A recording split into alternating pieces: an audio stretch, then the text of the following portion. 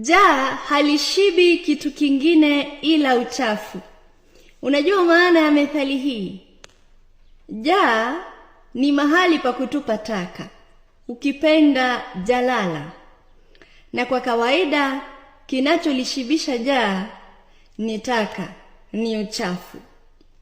Methali hii hutumika kupigia mfano mtu muovu anayefurahia kuyatenda maovu.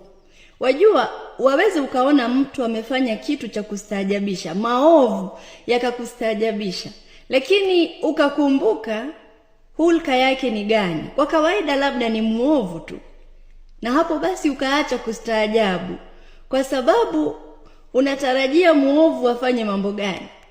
Anafurahia ule uchafu. Ndio pale tunasema jaa halishibi kitu kingine ila uchafu, kwamba yule muovu, mtu ambaye kwa kawaida tabia zake ni mbaya, ni nadra sana upate akifanya mazuri. Na mengi ambayo labda watu wengine watayaona machafu, yeye hawezi kutambua kwa kweli kwamba ni machafu, maana hayo ndio yanayomfurahisha. Wewe una maoni gani?